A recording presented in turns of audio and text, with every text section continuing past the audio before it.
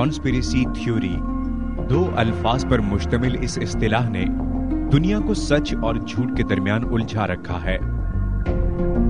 ذرائع ابلاغ جھوٹ کے انبار تلے چھپے کسی بھی سچ کو کانسپریسی تھیوری کہہ کر رد کر دیں تو عام انسان کے پاس یقین کرنے کے علاوہ کوئی اور چارہ نہیں رہتا۔ ان دنوں دنیا بھر میں ایسی ہی ایک کانسپریسی تھیوری کے تذکرے گونج رہے ہیں جسے ہارپ کہتے ہیں۔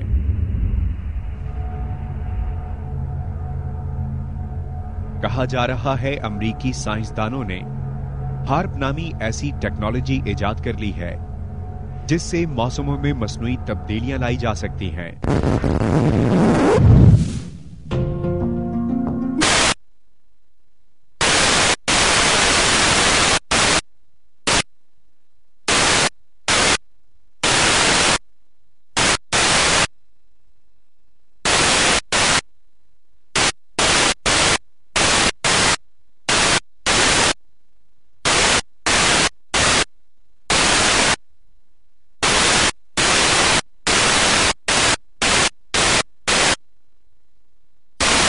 ایسا ہے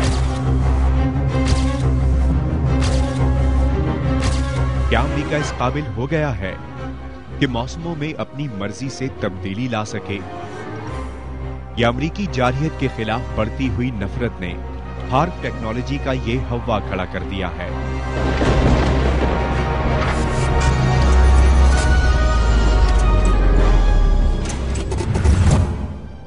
ہارپ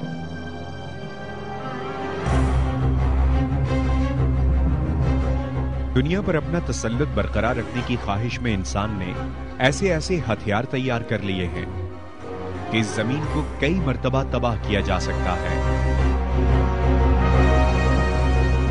ہارپ ٹیکنالوجی کے بارے میں کہا جا رہا ہے کہ اس کے سامنے ایٹم بم کوئی حیثیت نہیں رکھتا۔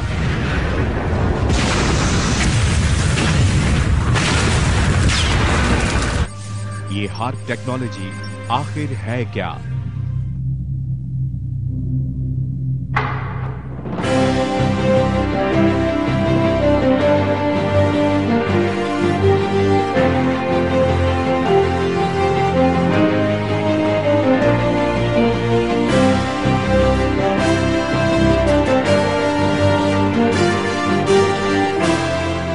طالب ادراک نے اس گتھی کو سلجھانے کے لیے پاکستان میں آنے والے سیلاب کی چھان بین کی۔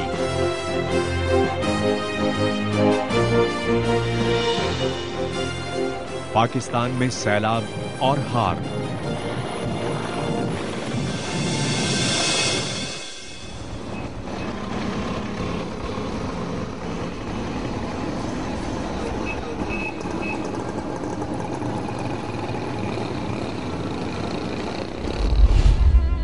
سرزمین پاکستان میں موسم برسات میں عموماً مونسون کے بادل مشرق سے آتے ہیں اور سردیوں کی بارش کے مونسون مغرب سے۔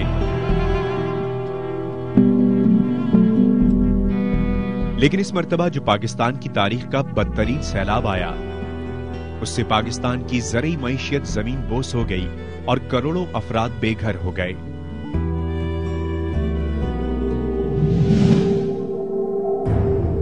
مونسون کے بادل مشرقی سمت کے ساتھ ساتھ مغرب سے بھی آئے اور وزیرستان اور شمالی علاقہ جات میں آ کر ٹکرا گئے۔ اب ایسا کیوں ہوا؟ کیا یہ اتفاقاً ہوا یا مغربی سمت سے مونسون ہوائیں ہارپ ٹیکنالوجی کے ذریعے بھجوائی گئیں؟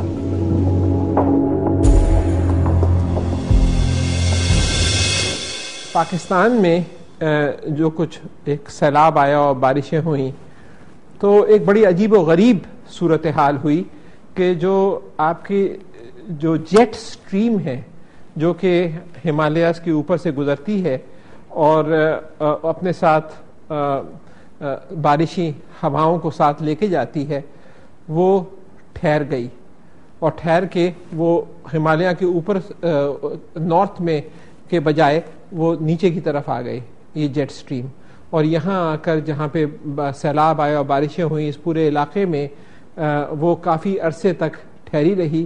اور اس کے بارے میں چینل 4 پہ برطانیہ میں ایک ٹی وی پروگرام آیا کہ یہ ایسا کبھی پہلے نہیں ہوا کہ جو پہلی دفعہ اس طریقے سے یہ جیٹ سٹریم جو تھی اس کو روک لیا گیا کسی طرح، اور یہاں جس کے نتیجے میں بہت زیادہ بارشیں ہوئیں اور بہت زیادہ لوگوں کو نقصان ہوا اور تہس نہس ہو گیا. تقریباً 70 ارب ڈالر کا نقصان ایک ایسٹیمیٹڈ ہے کہ اس کی نتیجے میں ہوا ہے پورے ملک میں.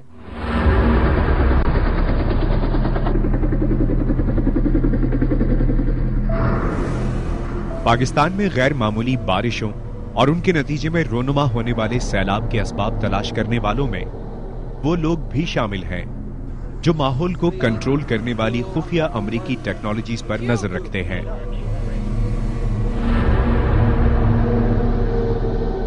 امریکی ہارپ ٹیکنالوجی پر حالیہ سیلاب کا الزام عائد کیا جا رہا ہے. یہ وہ ٹیکنالوجی ہے جس کے ذریعے بالائی فضا میں برقی مقناطیسی لہروں کا جال بچھا کر موسم کے لگے بندھے ڈھانچے کو تہس نہس کر دیا جاتا ہے اور اس کے نتیجے میں موسلا دھار بارشیں ہوتی ہیں، سیلاب آتے ہیں اور برف باری بڑھ جاتی ہے. اسی ٹیکنالوجی کو انجینئرڈ زلزلوں اور سمندری طوفانوں کی پشت پر کارفرما بتایا جاتا ہے.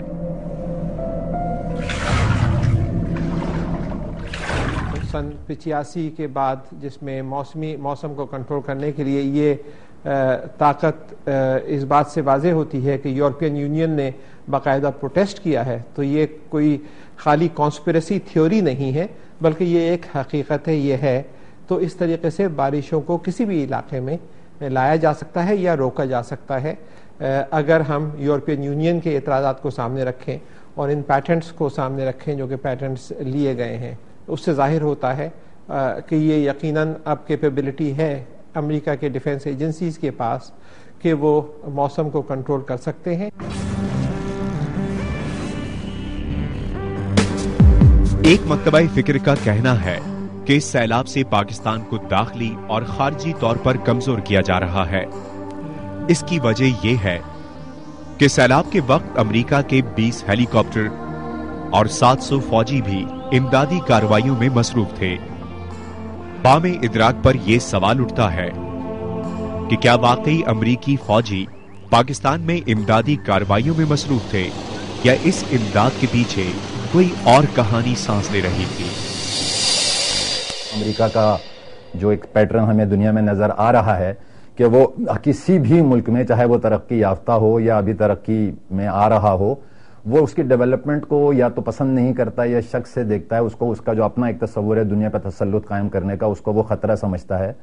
تو کچھ چانسز آپ کہہ سکتے ہیں کہ اگر یہ سیلاب ہارپ کے ذریعے بھجوایا گیا تھا جس کے کہ قوی چانسز ہیں، تو نو ڈاؤٹ کیونکہ وہ ایریا بھی وہی ٹارگیٹڈ ہے جہاں پر میڈیا کے ذریعے لوگوں کو یا یہ پتا ہے کہ ہمارا جو ایٹمی پروگرام ہے وہ اسی خطے میں کہیں واقع ہے.